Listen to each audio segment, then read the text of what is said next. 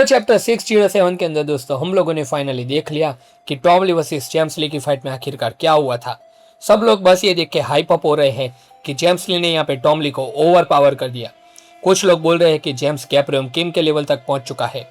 बहुत सारे लोगों का ये भी कहना है कि पीटीजे बस यहाँ पे जेम्स को ओवर हाइप कर रहा है। और कुछ लोग तो यहाँ पे डायरेक्टली ये कंक्लूड कर रहे हैं कि जो फाइनल पैनल हमें दिखाया गया कि यूआई डेनियल ने फाइनली अपनी अल्ट्रा इंस्टिंक्ट को यहाँ पे कंट्रोल कर लिया है। बट ऑनेस्टली दोस्तों मुझे लगता है कि इस चैप्टर का एक्चुअल पॉइंट यहाँ पे कभी फाइट था ही नहीं। एक्चुअल पॉइंट था यहाँ पे फियर, डर। और अगर दोस्तों आप लोगों ने ध्यान दिया हो तो पूरे चैप्टर में यहाँ पे एक ही कैरेक्टर था जो यहाँ पे जेन्युइनली यहाँ पे शॉक और अफ्रेड भी था। वो था हमारा टॉम ली। जी हाँ दोस्तों, वही टॉम ली, वही आदमी जो हर सिचुएशन में यहाँ पे लाफ करता रहता था, वही मॉन्स्टर जो फर्स्ट जनरेशन किंग को यहाँ पे टॉय की तरह यहाँ पे ट्रीट करता था, वही बीस्ट जिसको देख के यहाँ पे लोग फाइट करने से पहले यहाँ पे मेंटली हार जाते थे। लेकिन इस चैप्टर में पहली बार पीटीजे ने टॉम ली को एक ऐसे इंसान की तरह दिखाया जो कंफ्यूज भी था और स्कैट भी। और यही से दोस्तों यहाँ पे स्टार्ट होता है जेम्स ली का एक्चुअल हॉरर, क्योंकि जेम्स ली की स्ट्रेंथ यहाँ पे स्पीड नहीं है, ना टेक्निक, ना मास्टरी। जेम्स ली का जो असली वेपन है वो यहाँ पे है उसकी अनप्रेडिक्टेबिलिटी। और मुझे लगता है दोस्तों बहुत सारे रीडर ने यहाँ पे इस चीज को कम्प्लीटली मिस कर दिया है, क्योंकि टॉम ली ने पूरी फाइट में यहाँ पे सिर्फ एक ही चीज समझने की कोशिश की कि आखिरकार यहाँ पे बंदा एक्जैक्टली करना क्या चाहता है। उसने यहाँ पे नोटिस किया, टॉम ने यहाँ पे इसके बॉडी स्ट्रक्चर को रीड किया, जेम्स ली के वाइटल पॉइंट को टारगेट किया, उसके मूवमेंट को जज किया, उसकी इयरिंग को डिस्ट्रॉय करने का ट्राई किया। लेकिन हर एक बार जेम्स यहाँ पे उसके एक्सपेक्टेशंस के बाहर यहाँ पे मूव करता रहा। और यहीं पे दोस्तों यहाँ पे एक डेंजरस पॉसिबिलिटी मुझे दिखती है। जेम्स ली का पाथ यहाँ पे शायद स्पीड का यहाँ पे एडवांस वर्जन कभी था ही नहीं, शायद यहाँ पे उसका पाथ है adaptation beyond perception. Simple language में दोस्तों यहाँ पे समझाओ तो आप किसी फाइटर को तब काउंटर करते हो जब तुम उसके नेक्स्ट मूवमेंट को प्रेडिक्ट कर पाओ। लेकिन अगर कोई फाइटर हर एक सेकंड तुम्हारे प्रेडिक्शन से यहाँ पे इवॉल्व हो रहा तो फिर क्या होगा। एक्जैक्टली वही यहाँ पे टॉम ली के साथ हुआ। इसीलिए उसने रिपीटेडली यहाँ पे ईयर्स का मेंशन किया, रिपीटेडली रिएक्शन का मेंशन किया, रिपीटेडली प्रेशर कंपेयर किया गैब्रियम किम के साथ, क्योंकि टॉम यहाँ पे एक मॉन्स्टर है और मॉन्स्टर लोग यहाँ पे नॉर्मली पैनिक नहीं करते। लेकिन इस बार उसका ब्रेन कंटिन्यूअसली यहाँ पे मिसमैच फील कर रहा था। उसको लग रहा था उसने जेम्स को समझ लिया। नेक्स्ट सेकंड यहाँ पे जेम्स कंप्लीटली डिफरेंट बिहेव कर रहा था। गैब्रियम किम का जो प्रेशर था दोस्तों वो यहाँ पे ओवरवेलमिंग था। जेम्स ली का जो प्रेशर है वो यहाँ पे अनरीडेबल है, और अनरीडेबल अपोनेंट यहाँ पे सबसे डेंजरस होते हैं। टॉम ली ने जब वो फाइनल कंबाइन अटैक को यूज किया, बहुत सारे फैंस यहाँ पे उसको देख के हाइप हो गए। लेकिन उस अटैक का एक्चुअल इंपॉर्टेंस कुछ और था। उस अटैक में टॉम ने यहाँ पे अपनी सारी मास्टरी को एक पॉइंट पे यहाँ पे कंबाइन कर दिया था।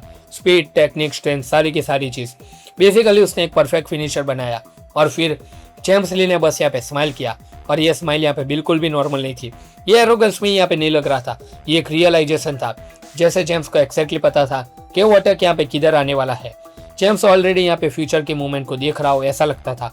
और ऑनेस्टली यहीं से फैंडम के अंदर बहुत सारी डेंजरस थियरी स्टार्ट हो गई। काफी सारे रीडर्स का मानना है कि जेम्स का पाथ नॉर्मल स्पीड मास्टरी से कम्प्लीटली डिफरेंट है। कुछ लोग यहाँ पे बोल रहे हैं कि वो अपोनेंट के कॉम्बैट टाइमिंग को ब्रेक करता है। कुछ का मानना है कि वो मूवमेंट रिदम रीड करता है, और कुछ रीडर तो यहाँ पे डायरेक्टली उसको कॉम्बैट फ्लो मैनिपुलेशन जैसा नाम भी दे रहे हैं। और पीटीजी ने भी दोस्तों रिपीटेडली पाथ का कॉन्सेप्ट इसीलिए यहाँ पे पुश करा पिछले कुछ चैप्टर से, क्योंकि यहाँ पे नेक्स्ट स्टेज सिंपल मास्टरी नहीं होने वाली। नेक्स्ट स्टेज जो होगा दोस्तों वो यहाँ पे इंडिविजुअलिटी होगा। और ऑनेस्टली दोस्तों अगर देखें तो हर एक टॉप टीयर के पाथ यहाँ पे अलग फील होते हैं।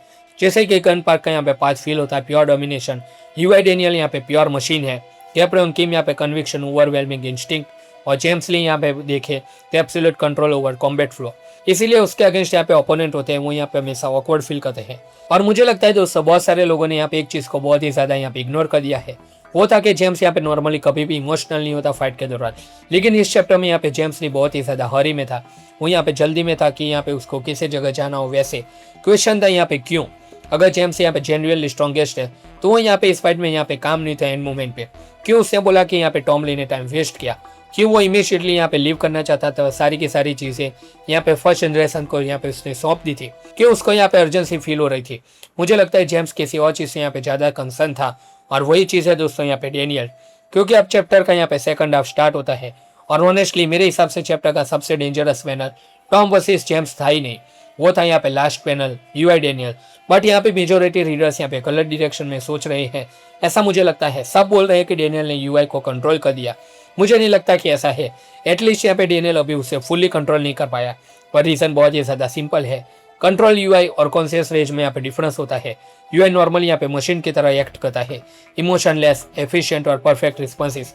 लेकिन इस चैप्टर में यहाँ पे डेनियल इमोशनल था, बहुत ही ज्यादा इमोशनल, और इसी वजह से मुझे लगता है कि कंप्लीट कंट्रोल नहीं है। ये यहाँ पे एक अनस्टेबल ओवरलैप है। डेनियल का कॉन्शियसनेस यूआई इंस्टिंक्ट यहाँ पे टेम्परली यहाँ पे मर्ज हो रहे हैं, और अगर ये सच है तो सिचुएशन बहुत ही ज्यादा डेंजरस है, क्योंकि प्योर यूआई कंट्रोल का मतलब होता है डेनियल स्ट्रॉन्गर बनेगा, लेकिन अनस्टेबल ओवरलैप का मतलब है डेनियल यहाँ पे मेंटली ब्रेक भी हो सकता है, क्योंकि अगर डेनियल पार्शियल कंट्रोल अचीव कर लेता है तो अनप्रेडिक्टेबल मॉन्स्टर बन जाएगा। प्योर यूआई प्रेडिक्टेबल होता है, एफिशिएंट मशीन, लेकिन emotional UI that is chaos.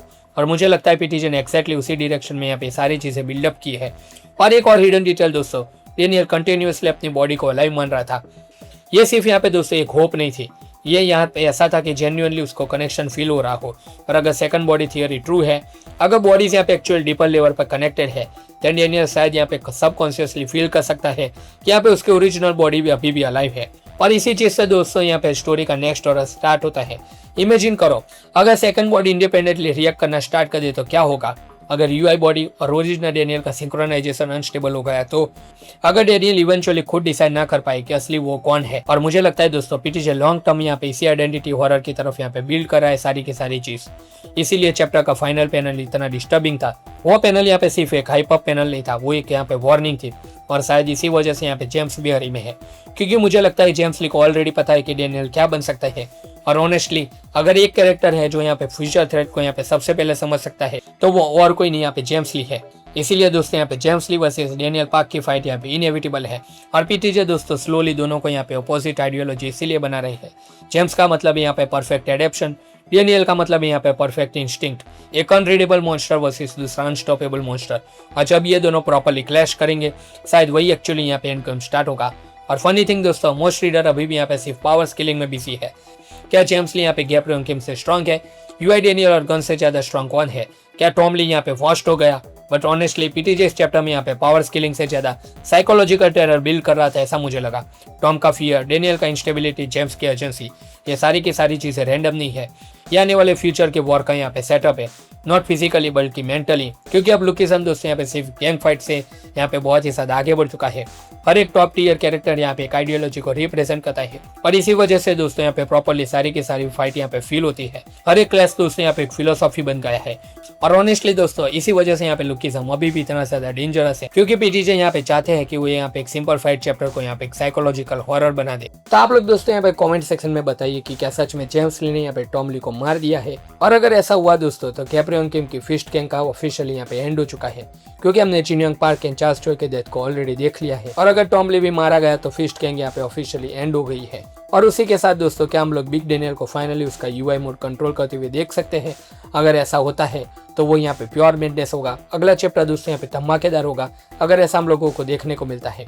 क्या होगा अगर जेम्स ली यहाँ पे सच में यूआई डेनियल के पीछे चला गया तो वो फाइट भी दोस्तों यहाँ पे देखने लायक होगी कि यहाँ पे जेम्स ली क्या सच में यहाँ पे इतना आगे का प्रेडिक्ट कर चुका है या नहीं। आप लोग दोस्तों यहाँ पे कमेंट सेक्शन में बता सकते हैं कि आप लोगों को ये सारी की सारी बातें जो मैंने बताई है वो कैसी लगी, यहाँ पे कौन से वैलिड पॉइंट थे और कौन से नहीं थे। आप लोग यहाँ पे कौन सी बातों में यहाँ पे एग्री करते हैं, डिसएग्री भी करते हैं, सारी की सारी चीज़ें दोस्तों आप लोग कमेंट सेक्शन में बताइए। लेकिन यहाँ पे चैनल को सब्सक्राइब करना मत भूलना। जितने भी नए यूजर है प्लीज़ यहाँ पे इस वीडियो को सबसे ज़्यादा शेयर कर दीजिए ताकि और भी लोगों तक यहाँ पे ये वीडियो पहुँच जाए। तो दोस्तों यही था ये पूरा का पूरा आज का वीडियो। हम मिलते हैं आपसे अगले वीडियो के अंदर, तब तक के लिए गुड बाय।